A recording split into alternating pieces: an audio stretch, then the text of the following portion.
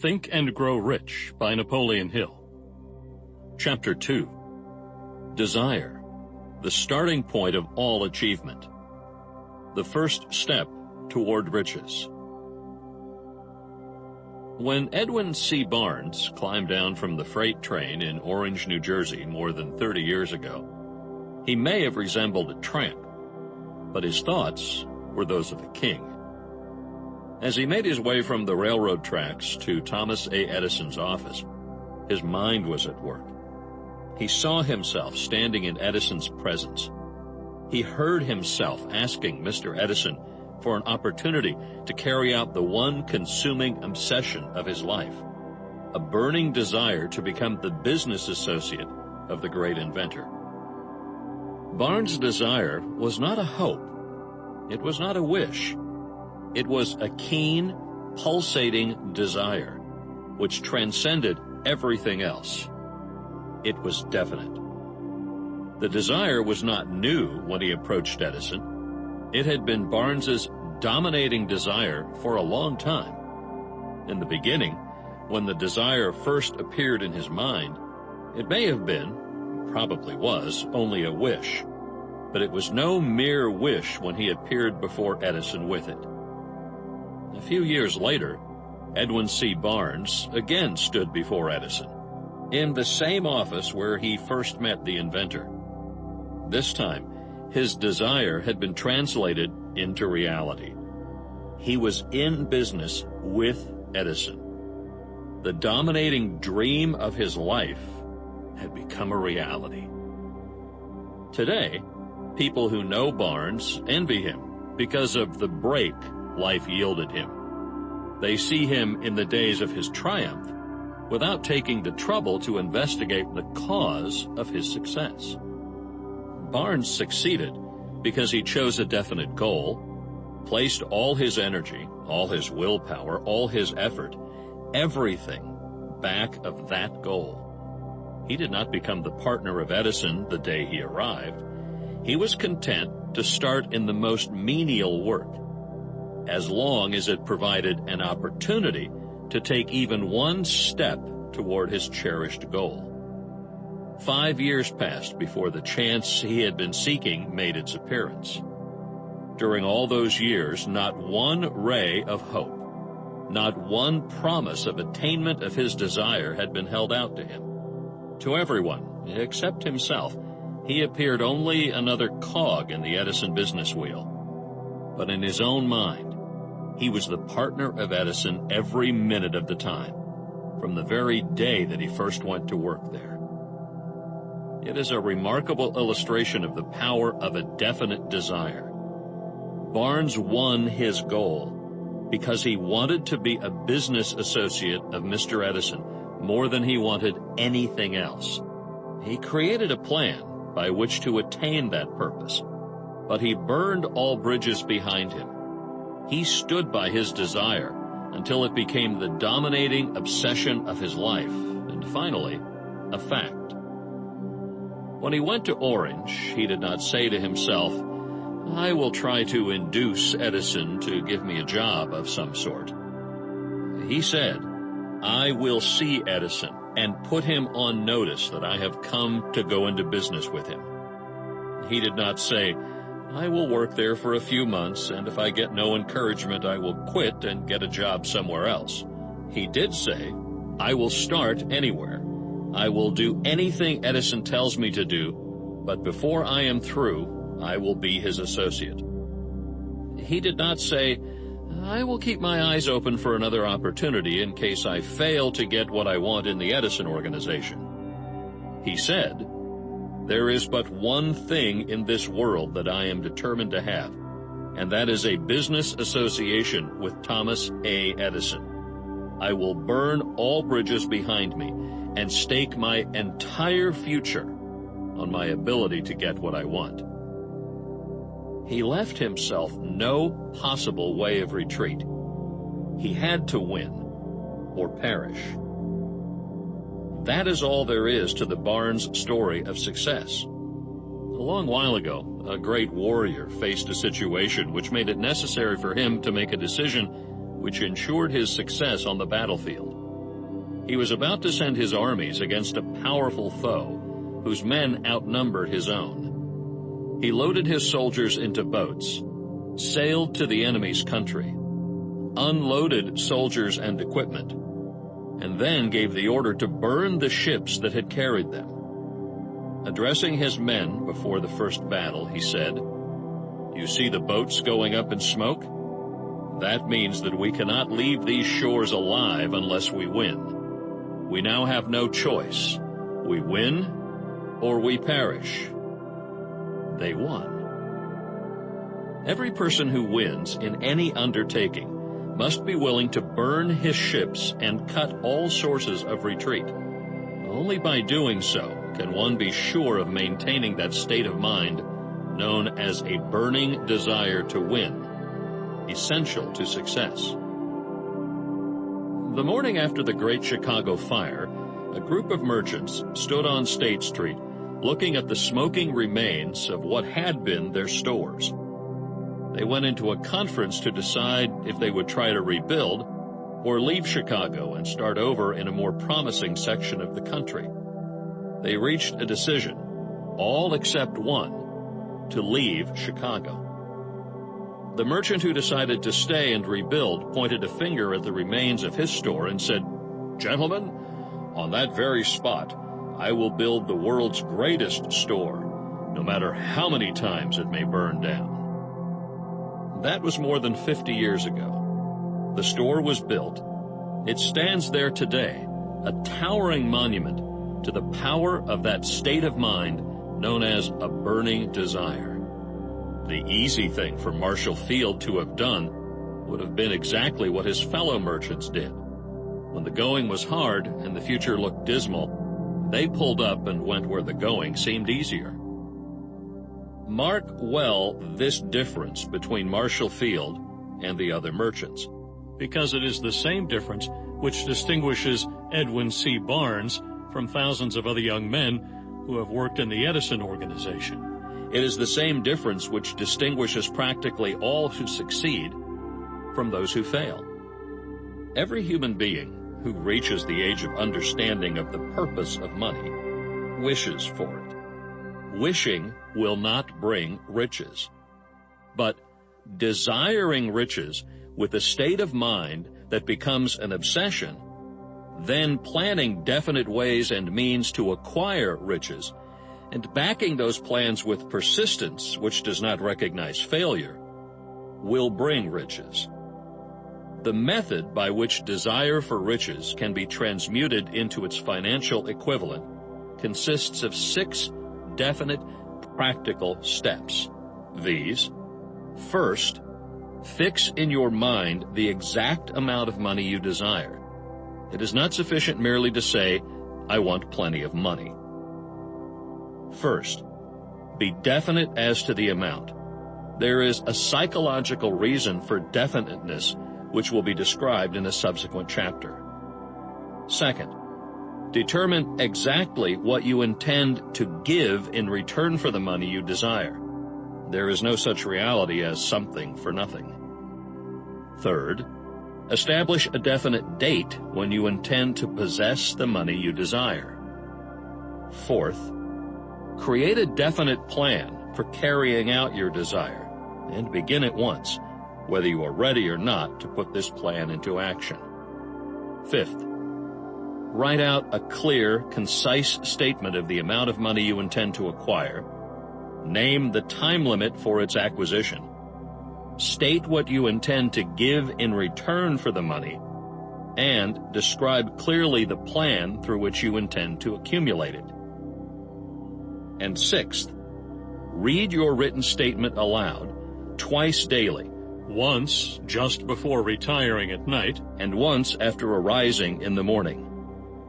As you read, see and feel and believe yourself already in possession of the money.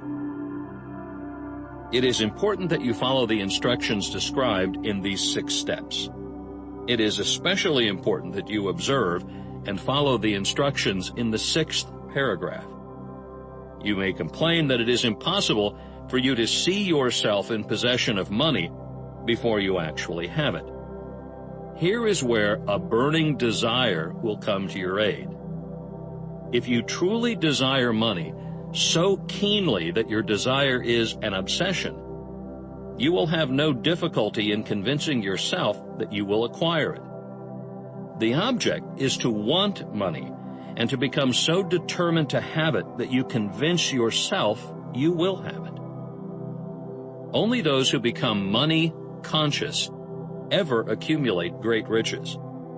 Money consciousness means that the mind has become so thoroughly saturated with the desire for money that one can see oneself already in possession of it.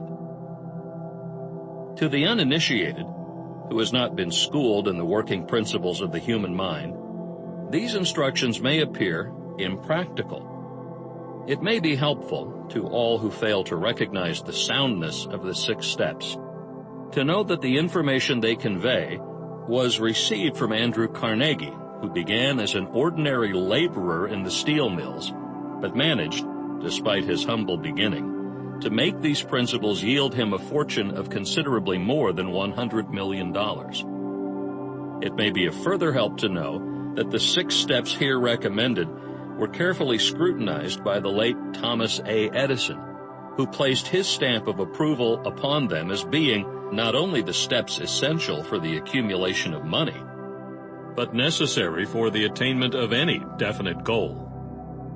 The steps call for no hard labor. They call for no sacrifice. They do not require one to become ridiculous or credulous. To obtain them calls for no great amount of education, but the successful application of these 6 steps does call for sufficient imagination to enable one to see and to understand that accumulation of money cannot be left to chance, good fortune, and luck. One must realize that all who have accumulated great fortunes first did a certain amount of dreaming, hoping, wishing, desiring, and planning before they acquired money.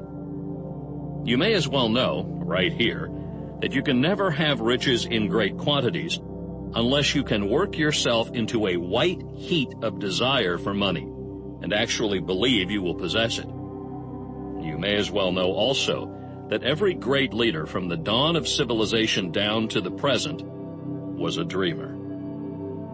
Christianity is the greatest potential power in the world today because its founder was an intense dreamer who had the vision and the imagination to see realities in their mental and spiritual form before they had been transmuted into physical form. If you do not see great riches in your imagination, you will never see them in your bank balance. Never in the history of America has there been so great an opportunity for practical dreamers as now exists. The 6-year economic collapse has reduced all men substantially to the same level. A new race is about to be run. The stakes represent huge fortunes which will be accumulated within the next 10 years. The rules of the race have changed because we now live in a changed world that definitely favors the masses. Those who had but little or no opportunity to win under the conditions existing during the Depression, when fear paralyzed growth and development. We who are in this race for riches should be encouraged to know that this changed world in which we live is demanding new ideas, new ways of doing things, new leaders, new inventions, new methods of teaching, new methods of marketing, new books, new literature, new features for the radio, new ideas for moving pictures. Back all of this demand for new and better things, there is one quality which one must possess to win, and that is definiteness of purpose, the knowledge of what one wants, and a burning desire to possess it. The business depression marked the death of one age and the birth of another. This changed world requires practical dreamers who can and will put their dreams into action. The practical dreamers have always been and always will be the pattern makers of civilization. We who desire to accumulate riches should remember the real leaders of the world always have been men who harnessed and put into practical use the intangible, unseen forces of unborn opportunity, and have converted those forces, or impulses of thought, into skyscrapers, cities, factories, airplanes, automobiles, and every form of convenience that makes life more pleasant. Tolerance and an open mind are practical necessities of the dreamer today. Those who are afraid of new ideas are doomed before they start. Never has there been a time more favorable to pioneers than the present. True, there is no wild and woolly West to be conquered, as in the days of the covered wagon, but there is a vast business, financial, and industrial world to be remolded and redirected along new and better lines. In planning to acquire your share of riches, let no one influence you to scorn the dreamer. To win the big stakes in this changed world, you must catch the spirit of the great pioneers of the past, whose dreams have given to civilization all that it has of value, the spirit which serves as the lifeblood of our own country, your opportunity and mine to develop and market our talents. Let us not forget, Columbus dreamed of an unknown world, staked his life on the existence of such a world, and discovered it. Copernicus, the great astronomer, dreamed of a multiplicity of worlds and revealed them. No one denounced him as impractical after he had triumphed. Instead, the world worshipped at his shrine, thus proving once more that success requires no apologies, failure permits no alibis. If the thing you wish to do is right, and you believe in it, go ahead and do it. Put your dream across, and never mind what they say if you meet with temporary defeat, for they perhaps do not know that every failure brings with it the seed of an equivalent success. Henry Ford, poor and uneducated, dreamed of a horseless carriage, went to work with what tools he possessed, without waiting for opportunity to favor him, and now evidence of his dream belts the entire earth.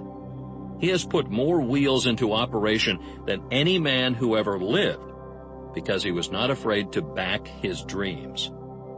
Thomas Edison dreamed of a lamp that could be operated by electricity, began where he stood to put his dream into action, and despite more than 10,000 failures, he stood by that dream until he made it a physical reality. Practical dreamers do not quit.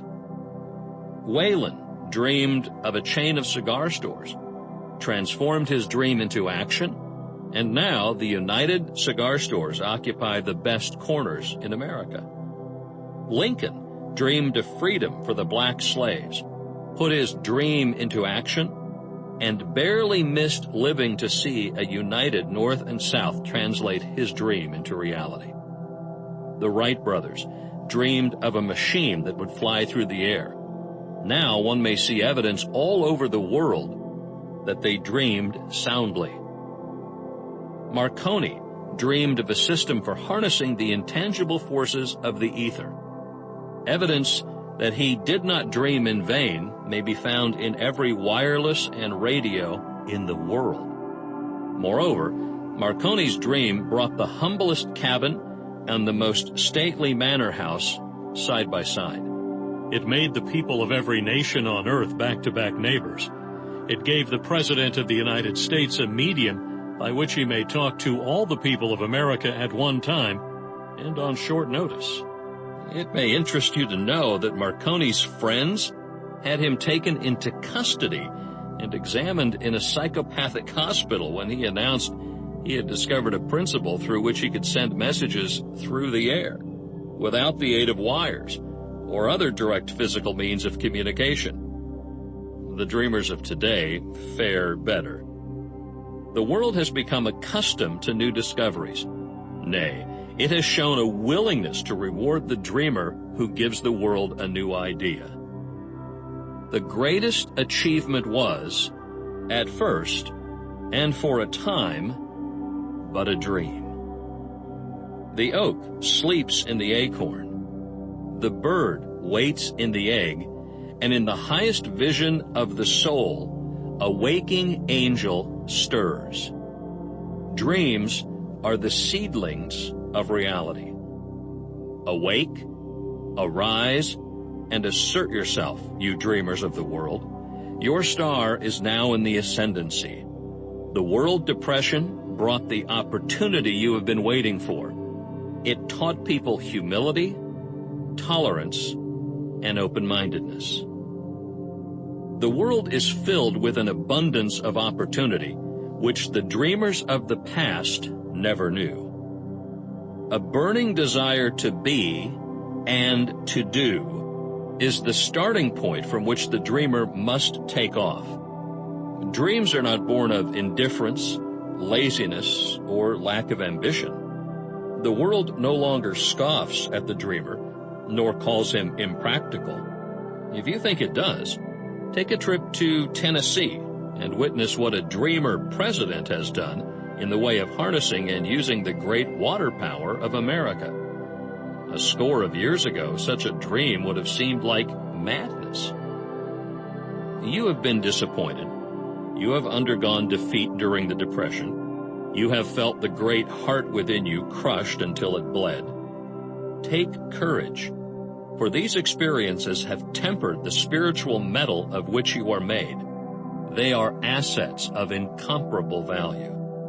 Remember, too, that all who succeed in life get off to a bad start and pass through many heartbreaking struggles before they arrive. The turning point in the lives of those who succeed usually comes at the moment of some crisis through which they are introduced to their other selves. John Bunyan wrote The Pilgrim's Progress, which is among the finest of all English literature, after he had been confined in prison and sorely punished because of his views on the subject of religion. O. Henry discovered the genius which slept inside his brain after he had met with great misfortune and was confined in a prison cell in Columbus, Ohio.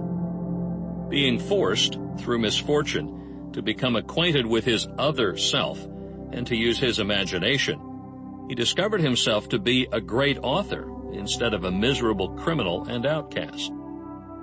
Strange and varied are the ways of life, and stranger still are the ways of infinite intelligence, through which men are sometimes forced to undergo all sorts of punishment before discovering their own brains and their own capacity to create useful ideas through imagination.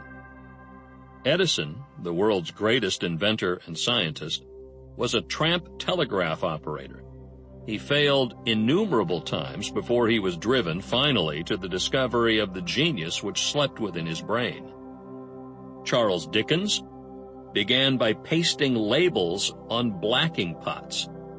The tragedy of his first love penetrated the depths of his soul and converted him into one of the world's truly great authors.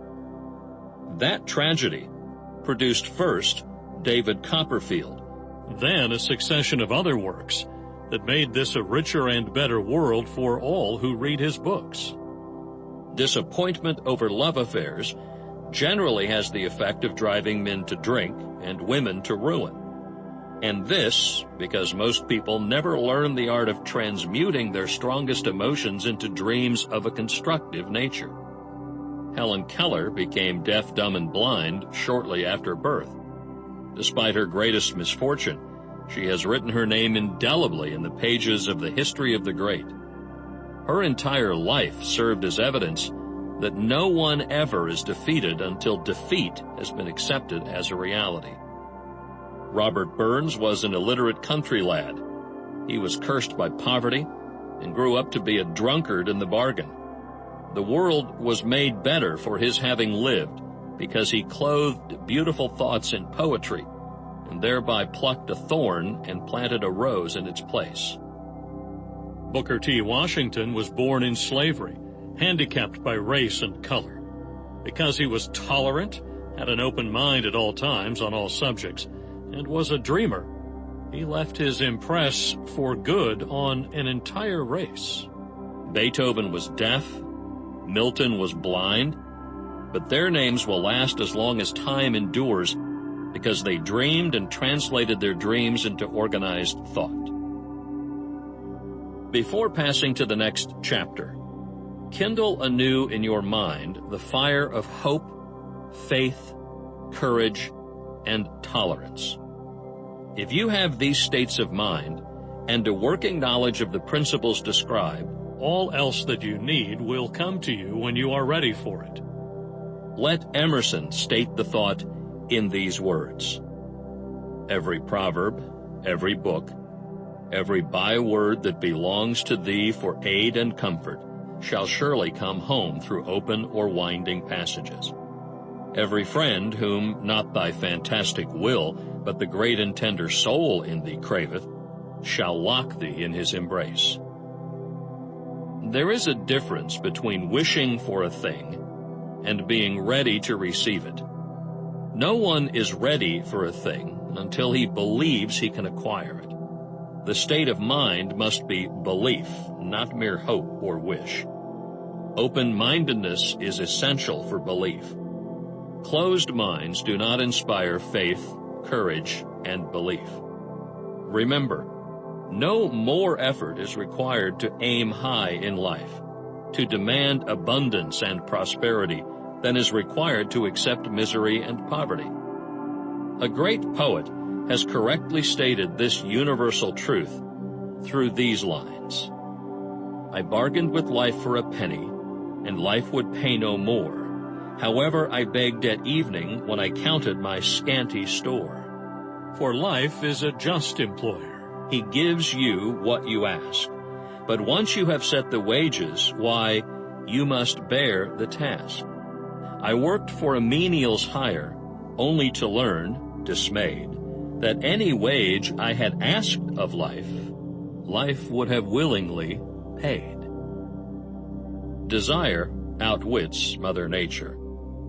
As a fitting climax to this chapter, I wish to introduce one of the most unusual persons I have ever known. I first saw him 24 years ago, a few minutes after he was born. He came into the world without any physical sign of ears, and the doctor admitted, when pressed for an opinion, that the child might be deaf and mute for life.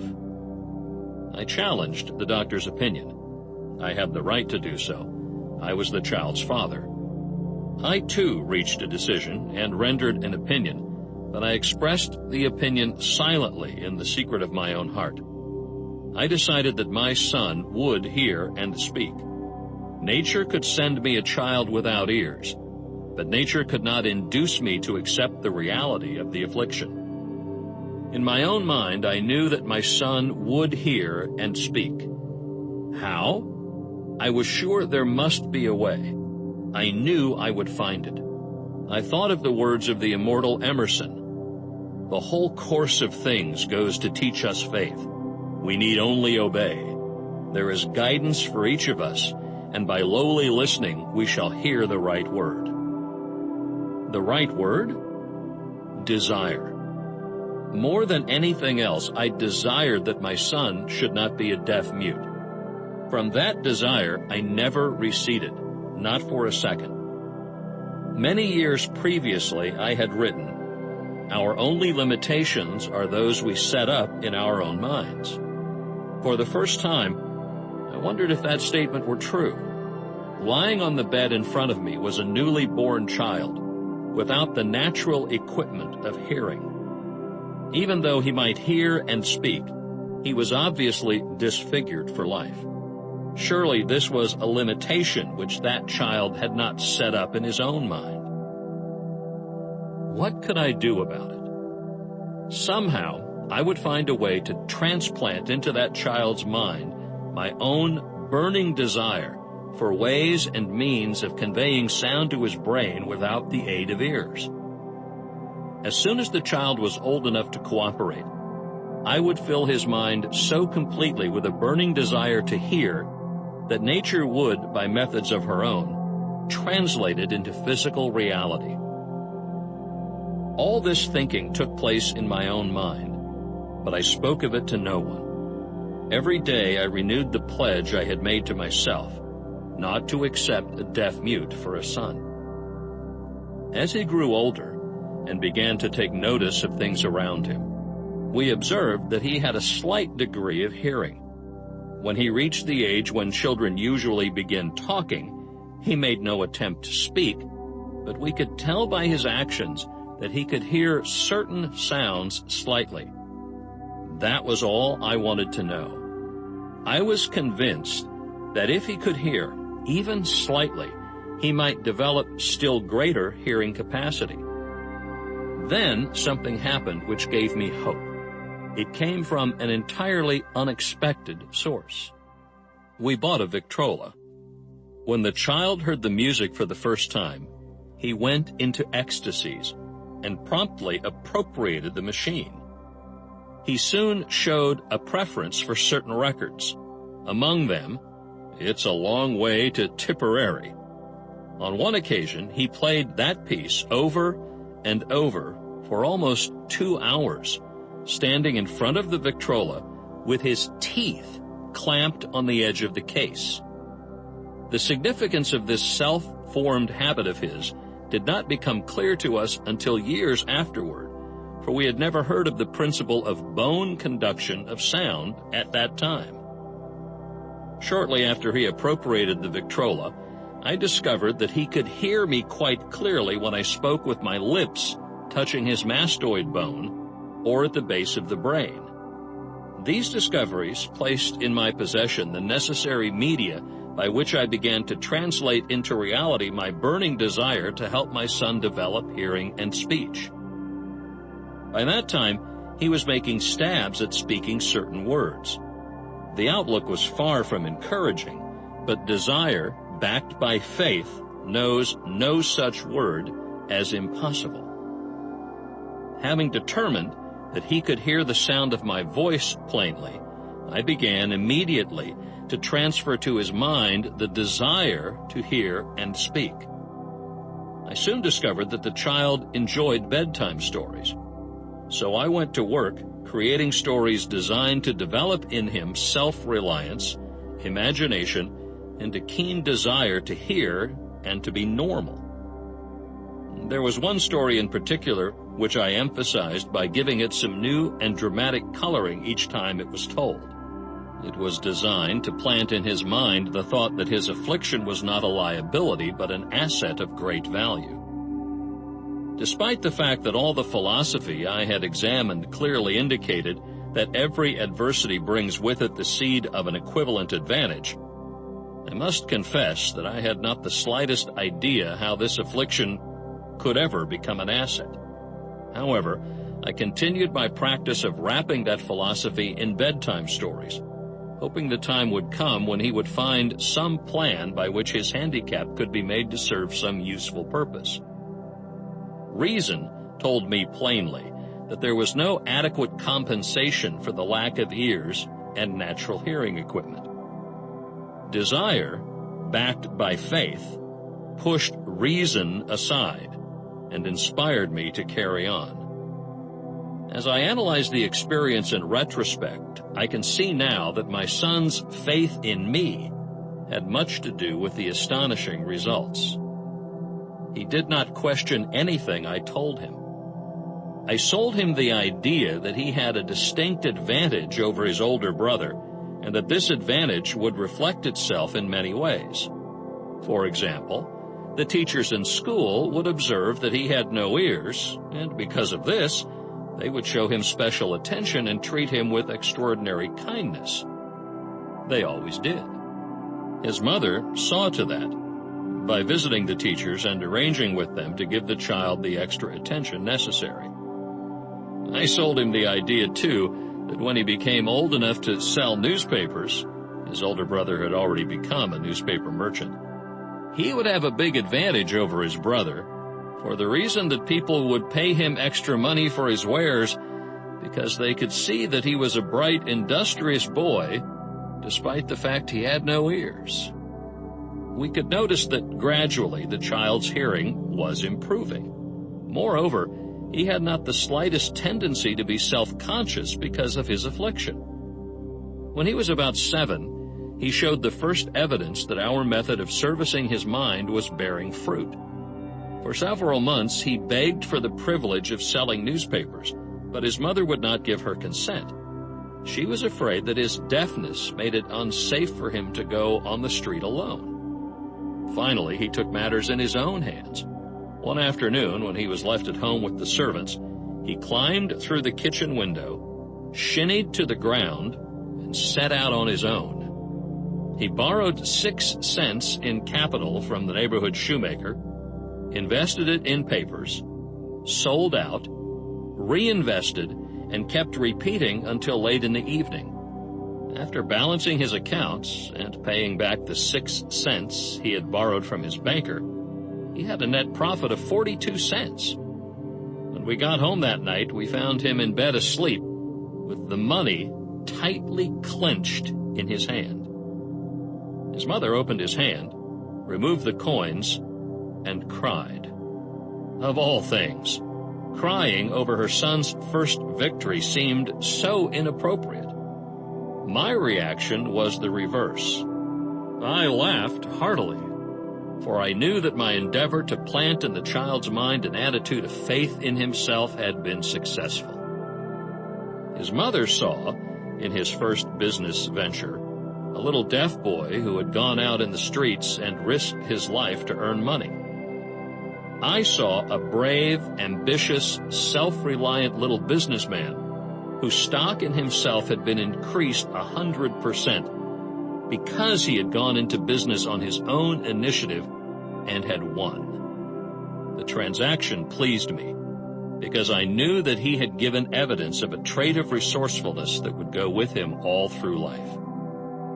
Later events proved this to be true.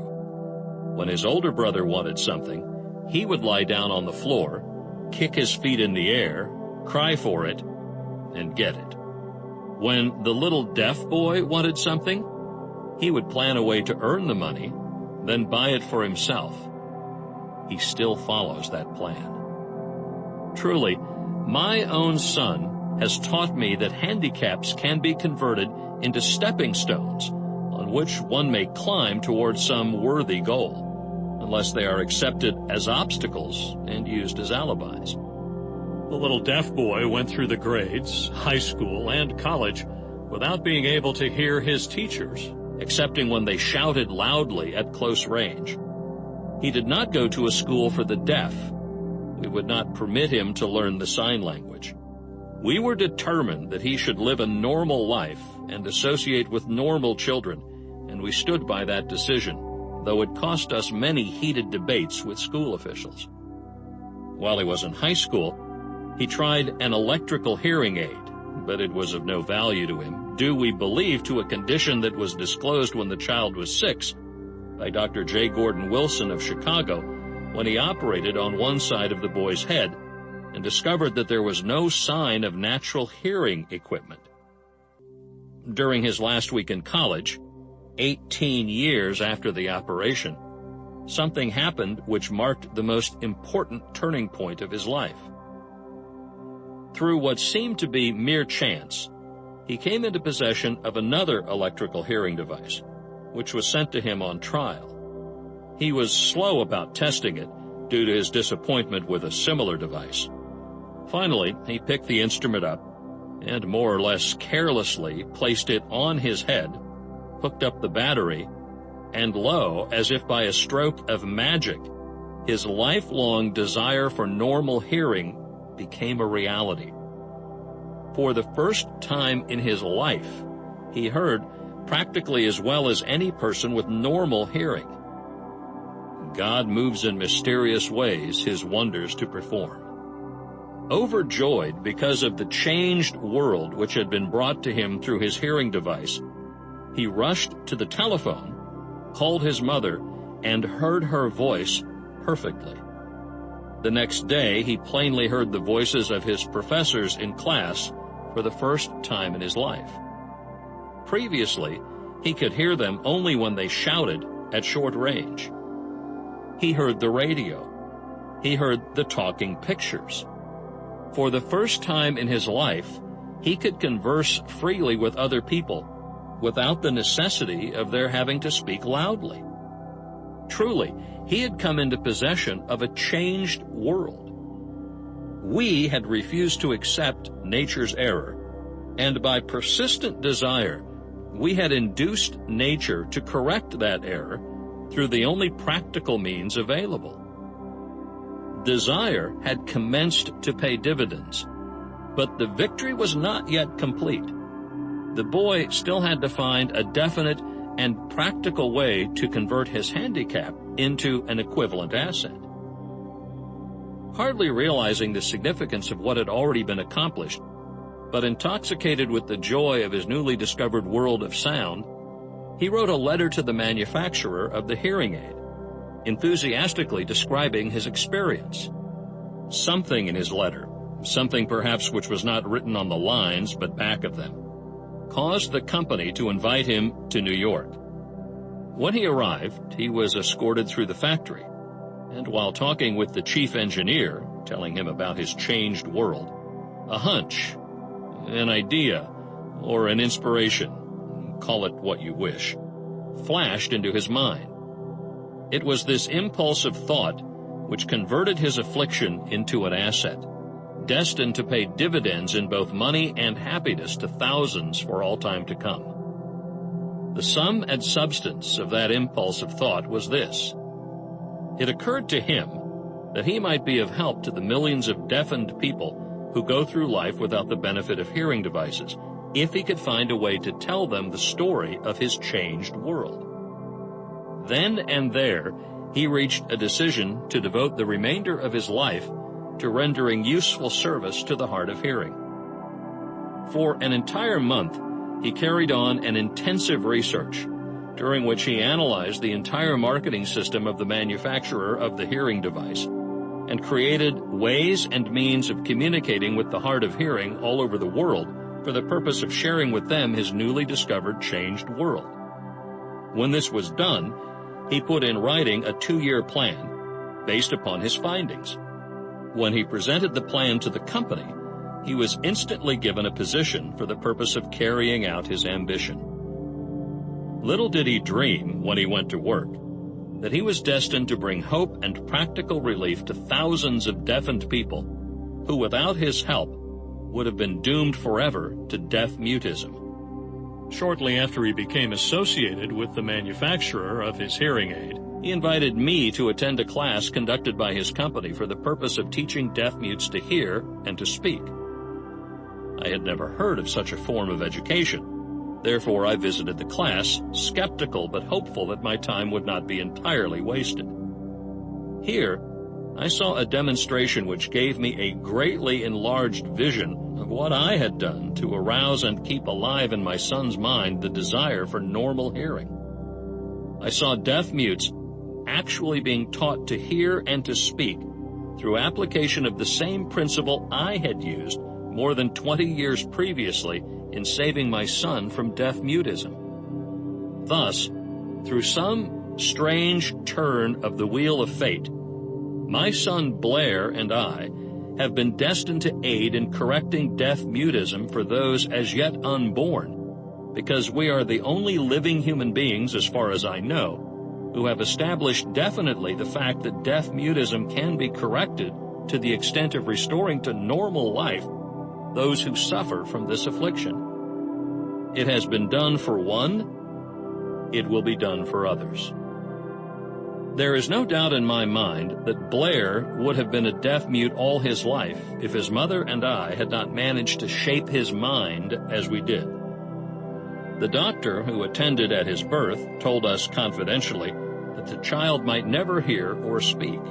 A few weeks ago, Dr. Irving Voorhees, a noted specialist on such cases, examined Blair very thoroughly. He was astounded when he learned how well my son now hears and speaks, and said his examination indicated that, theoretically, the boy should not be able to hear at all. But the lad does hear, despite the fact that X-ray pictures show there is no opening in the skull whatsoever from where his ears should be to the brain. When I planted in his mind the desire to hear and talk and live as a normal person. There went with that impulse some strange influence which caused nature to become a bridge builder and spanned the gulf of silence between his brain and the outer world by some means which the keenest medical specialists have not been able to interpret.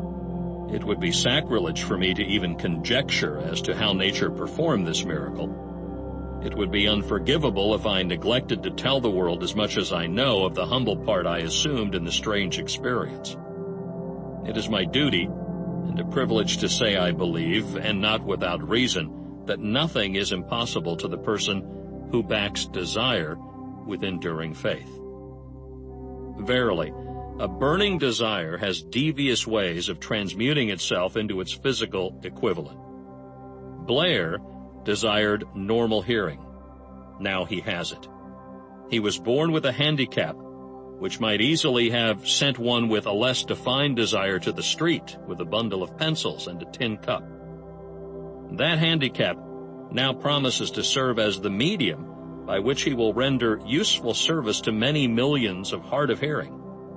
Also to give him useful employment at adequate financial compensation the remainder of his life.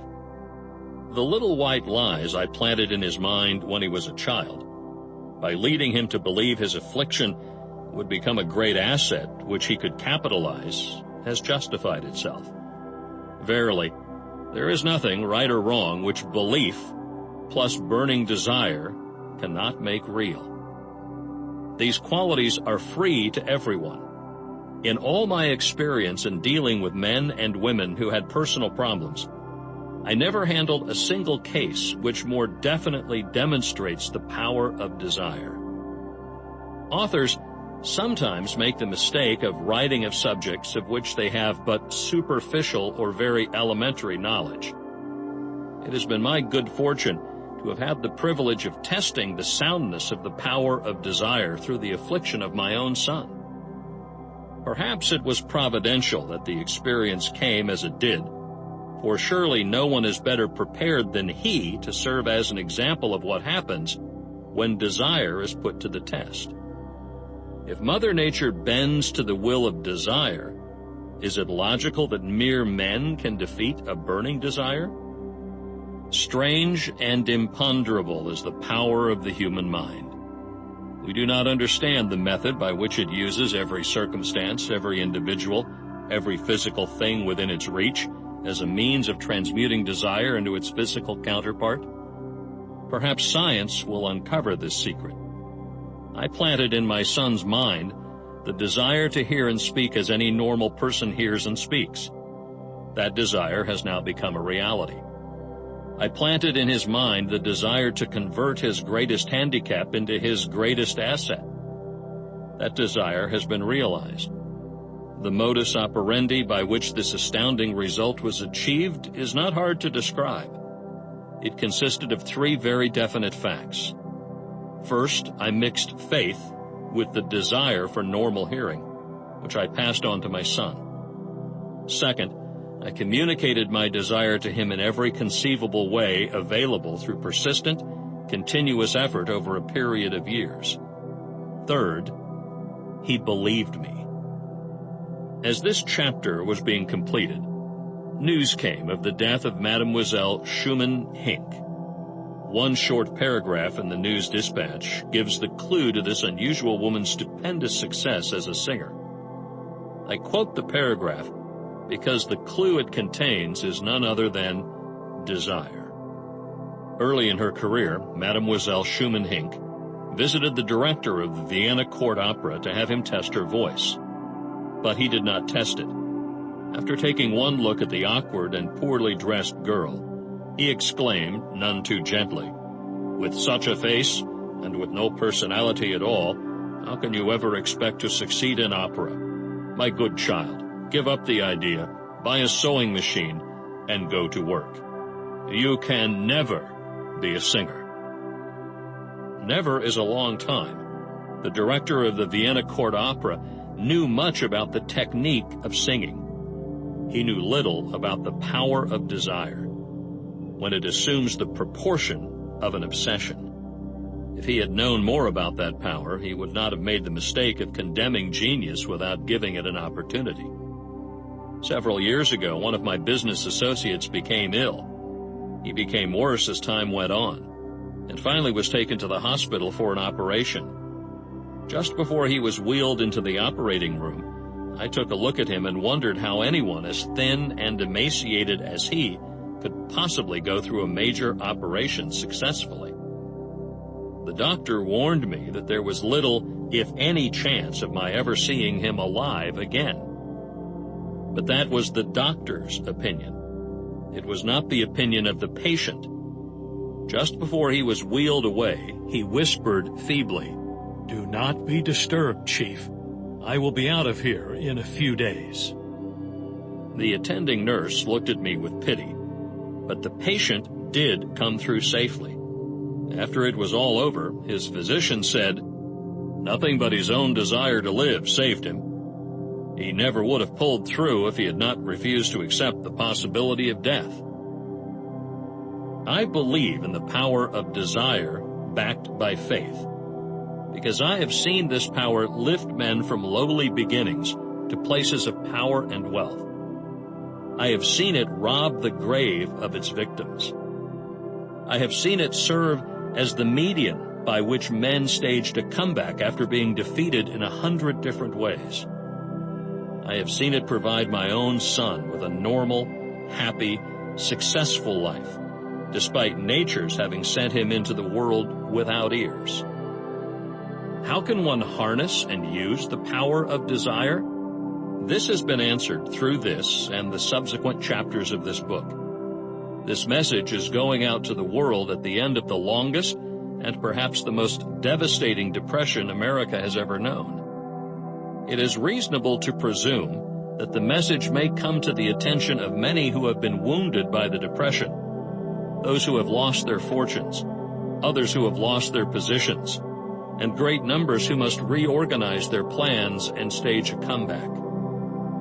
To all these, I wish to convey the thought that all achievement, no matter what may be its nature or its purpose, must begin with an intense, burning desire for something definite. Through some strange and powerful principle of mental chemistry, which she has never divulged, nature wraps up in the impulse of strong desire that something which recognizes no such word as impossible and accepts no such reality as failure.